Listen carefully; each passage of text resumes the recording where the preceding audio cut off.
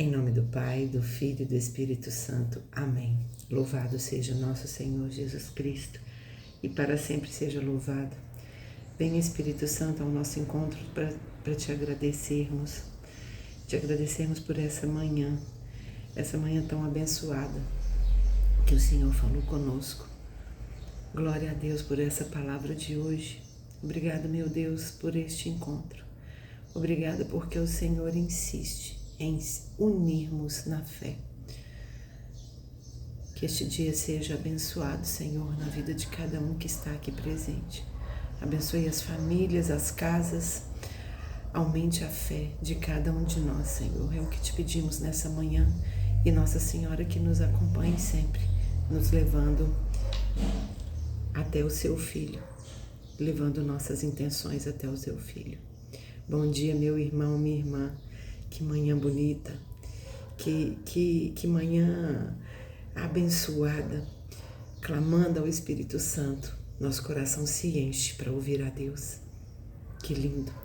As leituras que a igreja hoje nos traz, a primeira leitura está em Jeremias, capítulo 23, versículo de 5 a 8, o Salmo, de novo, como ontem, é o 71, entre parênteses 22, um salmo muito lindo. O Evangelho é o de Mateus 1, de 18 a 24. E hoje Deus fala claramente no nosso coração. Depois de ler essas 3 leituras, refletir em oração sobre elas, porque a leitura orante é refletir em oração sobre a palavra de Deus e permitir que o Espírito Santo nos traga revelação. Essa é a nossa tarefa, nossa missão. E hoje Deus fala muito claramente que a promessa de Deus se cumpre. Meu Deus, como é lindo! Deus nos mostra que a sua promessa se cumpre na nossa vida. Ele nos traz 3 leituras que falam da promessa e que fala do momento em que ela se cumpre, porque Ele é fiel. Olha, na primeira leitura, Jeremias que é um profeta que teve muitas dificuldades, ele era de família, de sacerdotes, e Deus o levanta para denunciar muitas coisas que aquele povo não queria ouvir.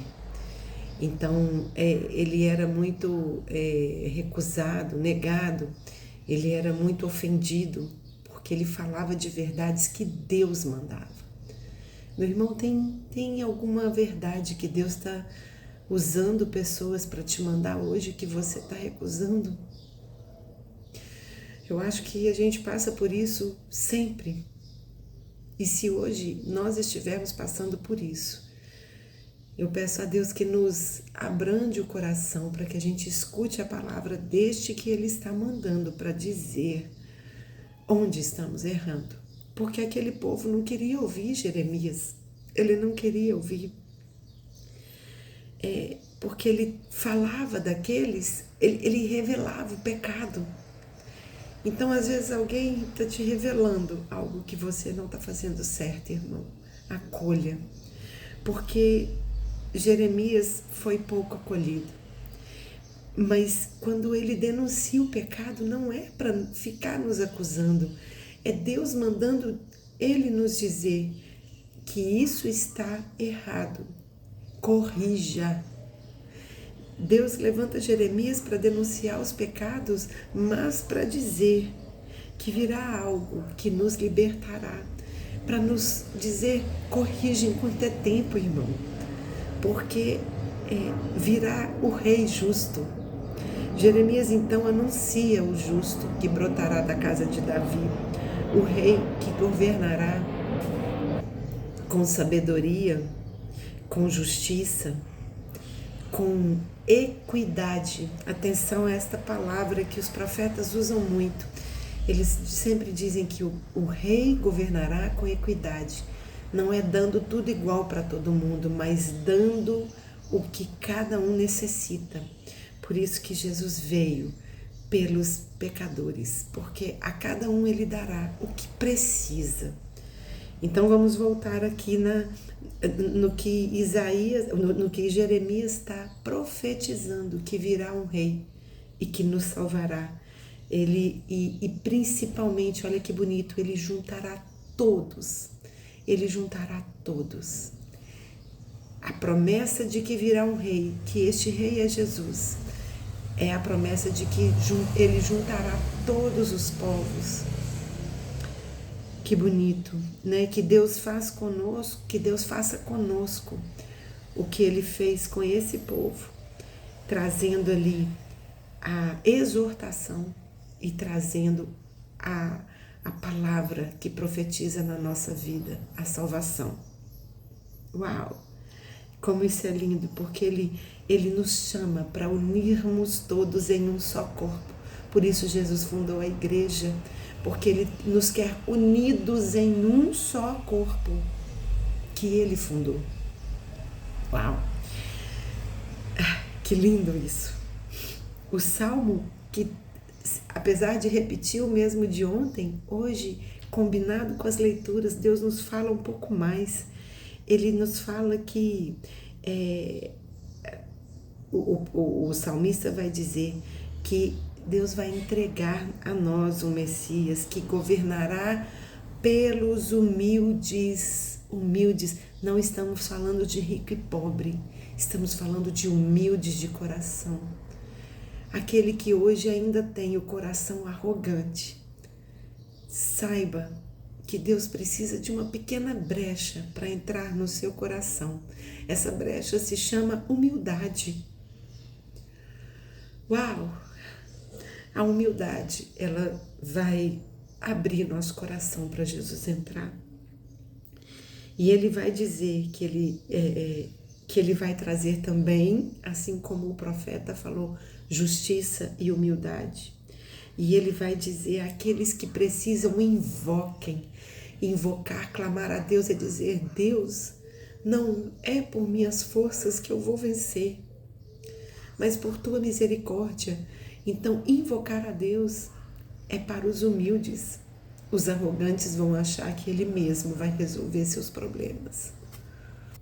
Por isso hoje eu clamo que caia por terra toda arrogância que ainda há na minha vida, na sua vida, meu irmão, na vida das pessoas que nos rodeiam.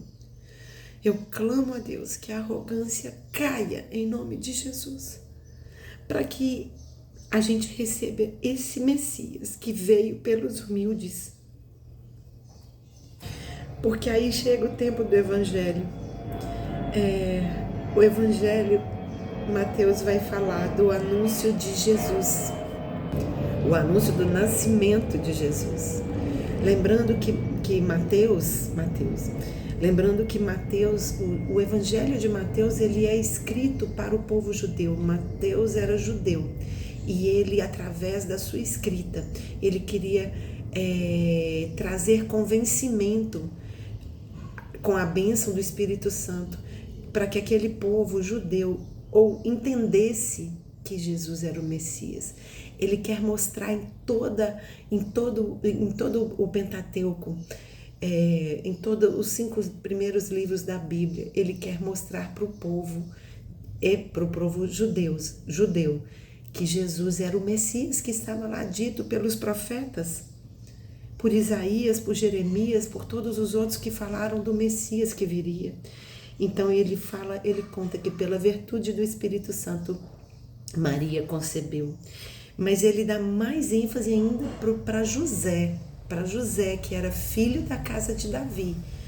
Era aquele que ele dá ênfase para o sonho de José, do anjo que vem até José através do sonho para dizer: receba, confie, não tenha medo de receber Maria, receba o Filho de Deus. E anuncia José como o pai terrestre de Deus, o pai terreno de Deus, que é o próprio Jesus. E isso aconteceu, e ele fala para que se cumprisse a palavra de Deus.